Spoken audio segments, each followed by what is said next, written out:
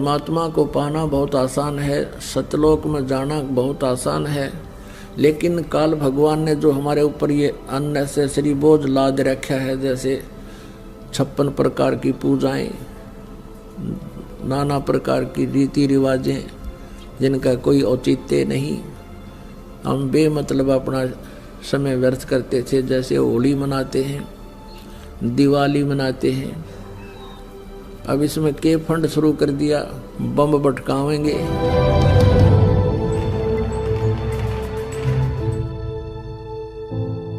कितना प्रदूषण हो जाता है, किसी की आंख में डाला कि आंख फूट गई, किसी के कपड़े जल गए, किसी के खेतों में पूड़ियाँ जल गई, किसी के घर में आग लग गई, और प्रदूषण निरा, और सारी रात बड़ा है बड़ कोई मरीज है, बीमार है, उसने वो परेशानी रहे। ये कोई खुशी का तरीका है? और फिर उद्देश्य क्या? बोला इस दिन भगवान श्री राम सीता ने लेकर आया था, दिवाली वाले दिन वापस आया था, और वह गई भी तो थी कड्डी उसने 2 साल बाद से, फिर वो क्यों ना मनाया जिस दिन वह माँ दुखी रही, सारी उम्र तंग पाई।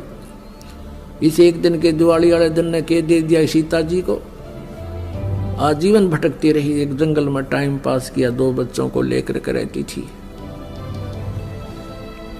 तो ये काल ने हमें ऐसा बना रखा है कि हम या तो भक्ति करें, नहीं करें तो ड्रामा सा करें, बस फिर इनको डाल दे इसमें 84 लाख योनि। सीता जी के को रावण की कैद से छुड़वाने के लिए भगवान ने कितना प्रयत्न किया, श्री राम ने, और करोड़ों व्यक्तियों की हत्या होगी सीता जी को रावण की कैद से छुड़वाने के लिए। दिवाली किस उपलक्ष्य में मनाई जाती है कि श्री राम जी अयोध्या लौटे थे सीता जी को संग लेकर के, इसलिए उस खुशी में दीपावली मनाने लगे, घर घर में दीप जगाने लगे। और कुछ ही दिनों के बाद सीता जी को स्वयं ही निकाल दिया घर से, उसका दुख कभी नहीं मनाया हमने। कहने का भाव ये है कि जो दिवाली मनाने का तरीका हमने अपना लिया ये बिल्कुल गलत है। दीपावली के दिन भगवान की कथा करनी चाहिए, ये बकवाद नहीं करनी चाहिए जो हम कर रहे थे। और सीता जी के वियोग का हमें दुख होना चाहिए। सारा जीवन बेचारी ने कहा ऋषियों के आश्रमों में भूखे प्यासे बिताया, पति कहाँ, पत्नी कहाँ, बच्चे कहाँ, तो ये कोई मर्यादा भी हम नहीं मानते, और इन भगवानों के हम आचरण भी नहीं कर सकते, इनकी लीलाओं के भी आचरण हम नहीं कर सकते। कहने का भाव यह है कि ये जो परमात्मा था उसकी तो हमें जानकारी हुई नहीं, और जो भगवान नहीं थे उनको हमने प्रभु मान लिया। हम रोज दिवाली मनाते हैं, भगवान के गुण गावा, उनकी चर्चा करें, उनको याद करें, और रोज दिवाली मनावा, सुबह शाम याद करें भगवानों को। हम 364 दिन बांटना देखा दिवाली मनाने की, इसकी खुशी मनावें, सीता जी के आने की खुशी, और विछुड़न का गुम कति नहीं। ये कैसे हो सकता है? तो यहाँ तो एक थोड़े से दिन तो खुशी तरह ही, वह 10 महीने, 2 महीने, 6 महीने, 1 वर्ष, और दुख रहा वो सारी उम्र बेचारी को। पुण्यात्मा, एक परमात्मा को छोड़कर, पूर्ण ब्रह्म को छोड़कर अन्य किसी भी देवी देवता की या किसी हम प्रभु की, ब्रह्म की साधना करते हैं, वो मोक्षदायक नहीं है, वो आपको जन्म मृत्यु के इस दीर्घ रोग से नहीं छुड़वा सकती। और जो हमारे प्रारब्ध के जो पाप कर्म हैं उनको भी पूर्ण परमात्मा ही नाश कर सकता है। नहीं तो आप जी के पास इतिहास है हमारे भगवानों का जिनको हम परमात्मा माना करते थे, जैसे श्री विष्णु जी, उनके अवतार श्री रामचंद्र जी, श्री कृष्ण जी। सत्संग में आपको बताया था कि वो भी अपने प्रारब्ध के कर्मों को समाप्त नहीं कर सके, उनको भोग कर ही समाप्त किया। भगवान श्री रामचंद्र जी पर जाता था कि ये सर्वेश्वर हैं, महेश्वर हैं, सर्वशक्तिमान हैं, सब दुखों का निवारण कर देते हैं। यानी विष्णु भगवान कहो, चाहे श्री रामचंद्र जी कहो या श्री कृष्ण जी कहो। तो हम ये सोचा करते थे कि ये भगवान हमारे दुखों का निवारण करते हैं, ये समर्थ शक्ति है। अब हमने राम की परिभाषा समझनी पड़ेगी, प्रभु की परिभाषा समझनी पड़ेगी, और हमने उन राम में से सिलेक्ट करना पड़ेगा कौन से राम की शरण में जाना है। अब जैसे ये श्रद्धालु कहते हैं, कोई प्रश्न करता है आचार्यों से, गुरुओं से, मंडलेश्वरों से कि क्या श्री कृष्ण अर्थात श्री विष्णु जी हमारे पापों का नाश कर सकते हैं? क्या वे जो श्राप दे दिया जाता है एक दूसरे को 3 ताप के अंतर्गत, क्या हमारे उन 3 तापों का वो नाश कर सकते हैं? तो कहते हैं कि हाँ, भगवान श्री कृष्ण अर्थात विष्णु जी हमारे सब पापों का नाश कर देते हैं। और प्रमाण के लिए कहते हैं, गीता जी अध्याय नंबर 18 के श्लोक नंबर 66 को बोलते हैं कि सर्वधर्मान परित्यज माम एकम शरणम व्रज अहम तवा सर्व पापे भव मोक्षामि मा शुच। पहले तो उनको ये पता नहीं कि गीता जी का ज्ञान श्री कृष्ण नहीं, श्री कृष्ण में प्रवेश करके ये ब्रह्म बोल रहा है, सरपुरुष बोलता है। और व्रज का माने आना नहीं होता, जाना होता है। अब गीता ज्ञान दाता सरपुरुष है, ये ब्रह्म है, और ये परम अक्षर ब्रह्म की शरण में जाने को कहता एकम। एकम माने जिसके बराबर दूसरा ना हो, अद्वितीय। उसकी शरण में जा, उसकी शरण में जाने से फिर तू मेरे सतर की जो पूजाएं हैं मुझे छोड़ दे, ये ब्रह्म कहता है। फिर मैं तुझे यहाँ कुत्ते गधे सूअर यानी कष्ट नहीं दूंगा, मैं अपना कर्जा चुका लूंगा। तो यहाँ पुण्यात्मा विचार करने की बात है कि श्री कृष्ण जी और श्री रामचंद्र जी और श्री विष्णु जी अपने श्राप को, अपने पाप को, कर्म दंड को नहीं समाप्त कर सके, नाश नहीं कर सके। उपासकों का कैसे कर देंगे वह? जैसे श्री विष्णु जी को श्राप दिया था नारद जी ने, और ये श्राप दिया था कि नारद जी के मन में विवाह कराने की प्रेरणा होगी, और उसने देखा कि राजा की लड़की का स्वयंवर था, और उसमें लड़कियां अपनी मर्जी का पति अपनी इच्छा से सिलेक्ट करती थी, और राजा लोग बैठ जाते थे वहाँ सामने आके। नारद जी ने विवाह कराने की सोची, और फिर सोचा भी मेरा विवाह कौन करेगा, मैंने तो कचकोला कढ़ा रखा है, इतनी मोटी छोटी सिर पे, और शकल भी ठीक को ना। तो उसने सोचा कि भगवान विष्णु से उनका स्वरूप ले लेता हूँ। एकांत में जाकर टेलीफोन किया, याद किया, श्री विष्णु जी प्रकट हो गए।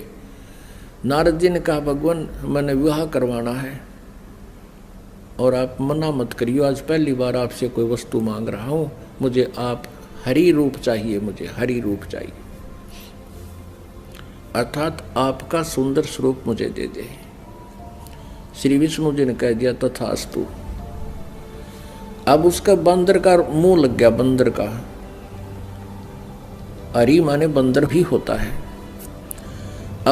अब उसने सोचा नारद जी ने कि आज तेरे सुंदर कोई नहीं सभा में, और जाकर बैठ गया कुर्सी पर जच के। अब वह लड़की आई वरमाला लेकर, सामने देखा बालू बैठा। अब वह एक कदम पीछे से होकर आगे चली गई। नारद जी ने सोचा शायद लड़की की दृष्टि नहीं पड़ी मेरे ऊपर है। वहाँ से उठकर एक और खाली चेयर थी दूसरे लोग, वहाँ जा बैठा। जो वहाँ से भी लड़की आगे निकल गई। नारद जी कहने लगे, भाई यह अंधी है क्या?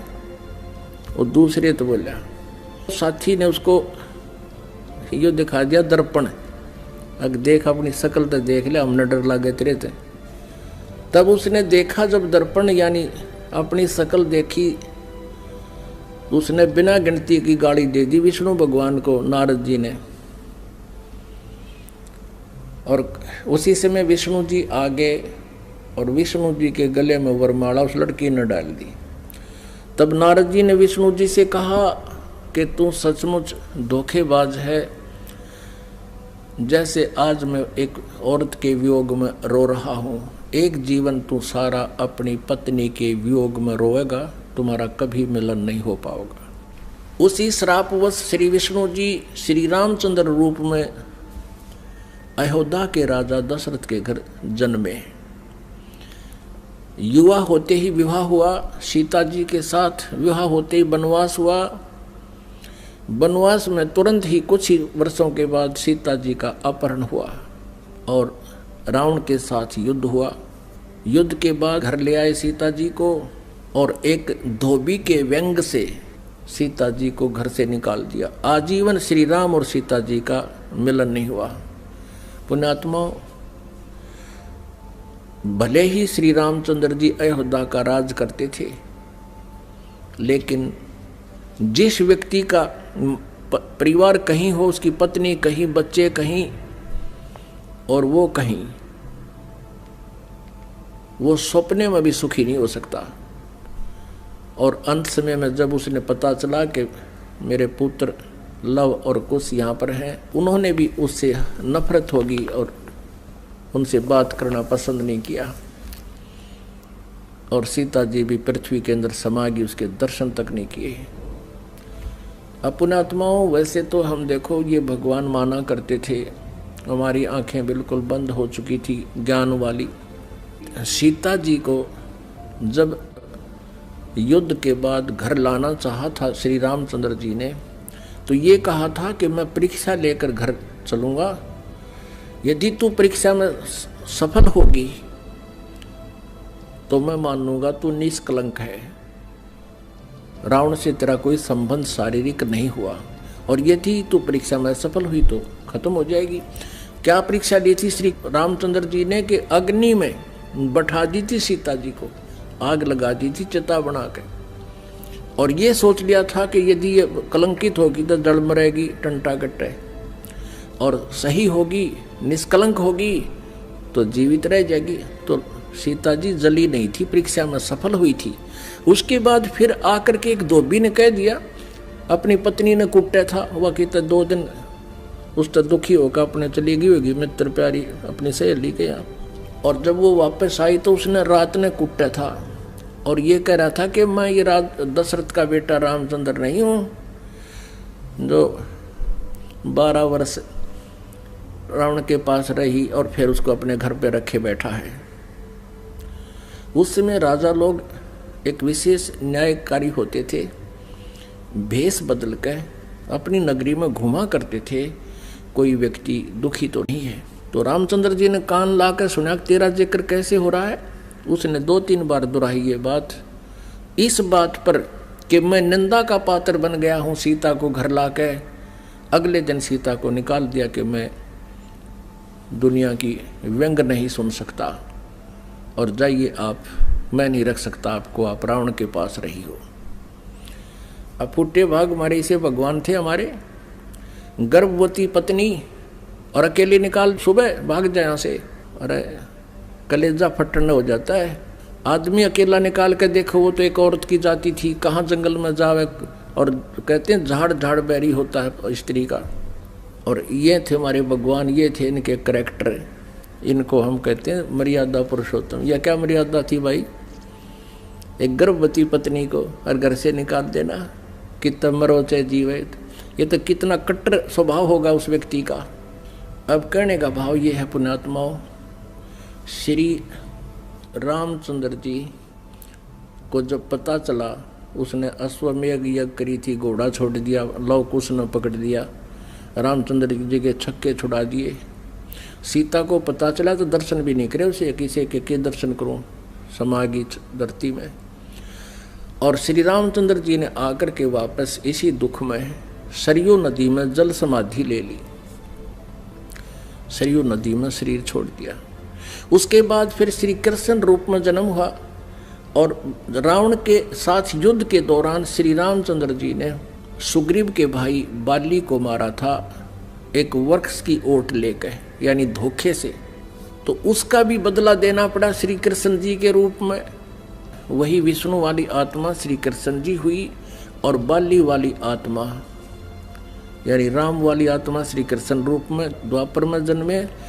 और बाली वाली आत्मा एक शिकारी बना और उसने एक विषाक्त तीर बनवा लिया और श्री कृष्ण जी के पैर में तलवे में तीर मार दिया विषाक्त, जिसके कारण उसकी मृत्यु हुई श्री कृष्ण जी की। श्री कृष्ण जी ने जब पूछा उससे, उस पारधी से, शिकारी से, शिकारी ने भगवान से कहा कि हे राजा, हे राजन, मेरे से गलती धोखे से आपके पैर में तीर लग गया।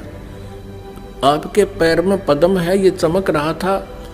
दिन का समय, झुरमुट सी वृक्ष की छाई हुई थी और मैं शिकार के लिए घूम रहा था। आपके ये पद्म की रोशनी मुझे लगा जैसे मृग की आंख है, हिरण की। मैंने धोखे से, गलती से तीर मार दिया और ये तो विषाक्त है। अब आप जी नहीं सकते, मुझसे धोखा हो गया, गलती होगी, माफ करो, क्षमा करो। तब श्री कृष्ण जी ने कहा कि बाली, ये तेरे से धोखा नहीं हुआ, ये ऐसा ही होना था।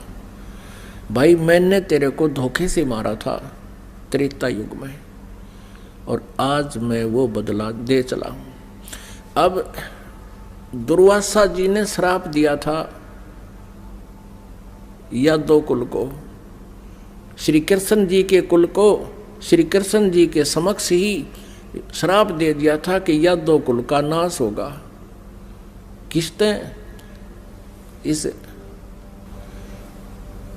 श्री कृष्ण जी का पुत्र प्रद्युम्न एक लड़की का स्वांग बना के, पेट पर, गर्भवती लड़की का, स्त्री का स्वांग बना करके पेट पर लोहे का कड़ा बांध के, ऊपर के गुजरियां वाले, औरतों वाले कपड़े पहन के, और एक नकली पति बना के दुर्वासा के पास गए थे उसे मजाक करने के लिए।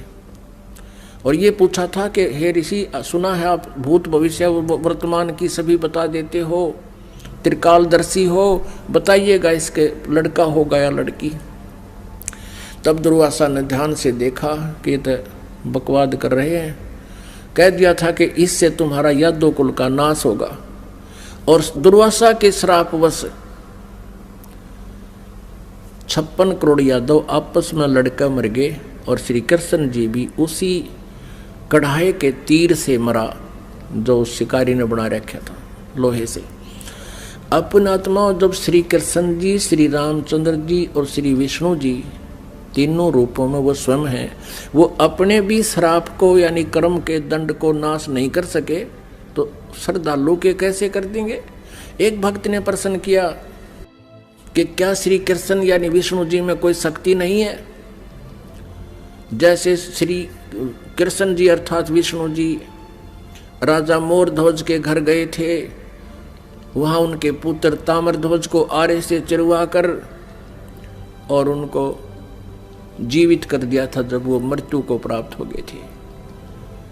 पुण्यात्मा कबीर परमेश्वर जी ने फिर ये इसका उत्तर दे रखा है, क्योंकि श्री आदरणीय धर्मदास साहिब जी ने भगवान से ये प्रश्न किया था कबीर जी से कि हे भगवान, हमने सुना है श्री कृष्ण जी ने मोरध्वज राजा के पुत्र को आरे से चरवा कर वो मृत्यु को प्राप्त हो गया था, उसको जीवित कर दिया था, और आप कहते हो कि ये समर्थ नहीं है, ये कोई परिवर्तन नहीं कर सकते। भगवान, यह क्या छोटी बात है? तब परमात्मा कबीर परमेश्वर जी ने कहा था कि धर्मदास, जब महाभारत के युद्ध में और अभिमन्यु की मृत्यु हो गई थी,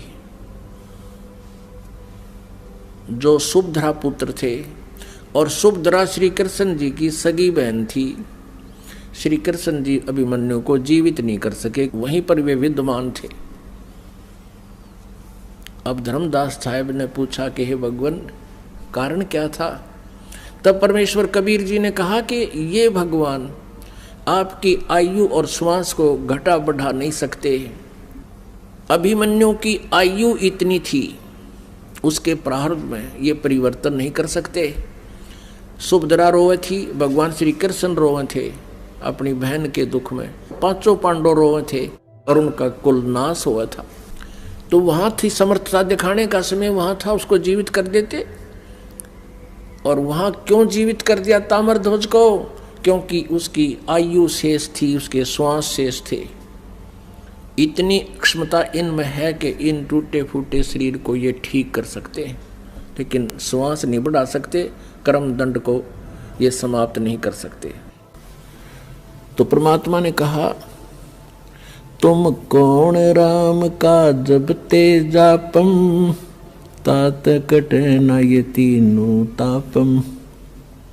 तुम किस राम का भजन करते हो जिस कारण से आपकी साधना से, आपके द्वारा बताए गए इस मंत्रों से आपके अनुयायियों को लाभ नहीं हो रहा।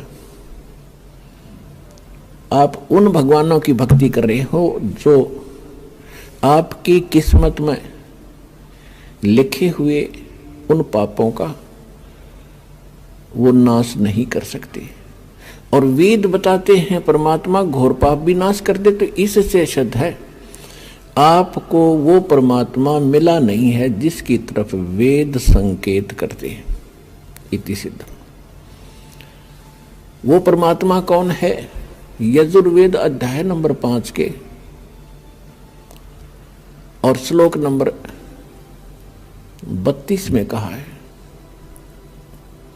उसी कसी माने वो पूर्ण शांतिदायक है। गीता अध्याय नंबर 18 के श्लोक नंबर 62 में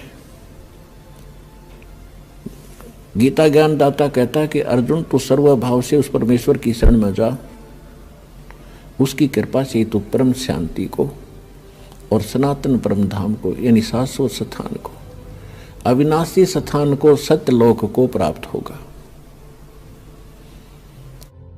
परम शांति को प्राप्त होगा। अब वेद क्या बताते हैं? यजुर्वेद अध्याय नंबर 5 श्लोक नंबर 32 में कहा है उसी कसी यानी जो पूर्ण शांतिदायक है। कबीर असी वो कबीर है, वो कबीर परमात्मा है। वेदों में उसको कबीर देव कहते हैं, हम उसको कबीर साहब कहते हैं और कुरान शरीफ में उसको अल्लाहू अकबर कहा है।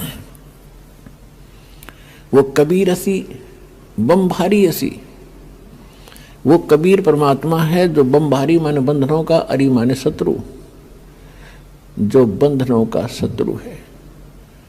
अंगारी असी जो पाप नाशक है, पापों का शत्रु। अग माने पाप, अरी माने शत्रु, जो पापों का शत्रु है, जो पाप नाशक है।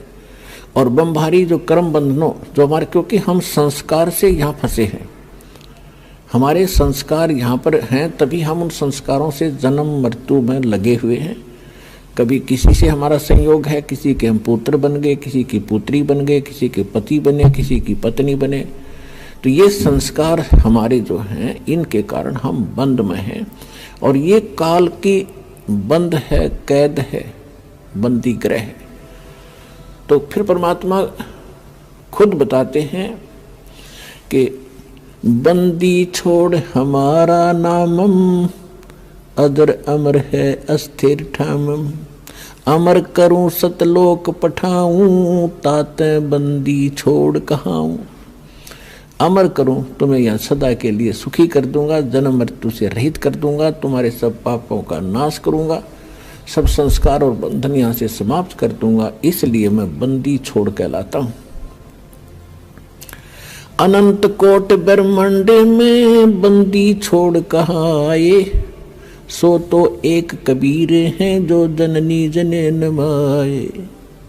आदरणीय गरीबदास साहिब जी गांव छुरानी जिला झज्जर वाले हरियाणा वाले को परमात्मा मिले थे। 10 वर्ष की आयु थी तब उनकी। किसान के घर जन्म था, जाट जाति में खेतों में अपना पशु चरा रहे थे, गव्वें चरा रहे थे। वहां परमात्मा आए सतलोक से, जैसा उनके नियम में है, अच्छी आत्माओं को मिलते हैं, उनको अपने ज्ञान से परिचित कराते हैं, सतलोक ले जाते हैं। तब उनको सचमुच वो एकदम दृश्य सारे सत्य महसूस हुए और परमात्मा ने उनके अंतःकरण में वो यथार्थ ज्ञान योग उनका खोल के और वो फीड कर दिया था, यथार्थ ज्ञान उनके अंदर भर दिया था। परमात्मा के ज्ञान से, परमात्मा के से प्राप्त दिव्य दृष्टि से गरीबदास साहिब जी ने फिर बताया, अनंत कोटि ब्रह्मांड का एक रति नहीं भारे, सतगुरु पुरुष कबीर हैं ये कुल के सिरजनहार। यानी हमारे सदग्रंथ बताते हैं कबीर इज गॉड, आंखों देखा वो महापुरुष बताते हैं Kabir is God. Who Kabir, वो कौन कबीर? अनंत कोट ब्रह्मांड का एक रति नहीं भारे, सतगुरु पुरुष कबीर हैं ये कुल के सिरजनहारे। हम सुल्तानी नानक तारे, दादू को उपदेश दिया, जात जुलाहा भेद न पाया, वो काशी माहे कबीर हुआ। अब स्पष्ट भी कर दिया कि हु कबीर जो काशी में जाति जुलाहा धानक रूप में रहा करते थे, वो है वो भगवान सिरजनार। गरीबदास साहिब जी कह रहे हैं कि मुझे और इब्राहिम सुल्तान अधम एक मुसलमान राजा था इराक देश का, उसको और आदरणीय दादू साहिब जी को, आदरणीय नानक साहिब जी को हम सुल्तानी नानक तारे और दादू को उपदेश दिया, जात चुलाहा भेद नहीं पाया, वो काशी माहे कबीर हुआ। अब स्पष्ट कर रहे हैं गरीबदास साहिब जी कि मुझे पार किया, दादू साहिब जी को पार किया, नानक जी को पार किया। अब दादू साहिब जी को परमात्मा ऐसे ही मिले थे जैसे गरीबदास साहिब जी को मिले थे। तो उन्होंने कहा था, जिन मुझको निज नाम दिया सोए सतगुर हमार, दादू दूसरा कोई नहीं ये कबीर सिरजनहार।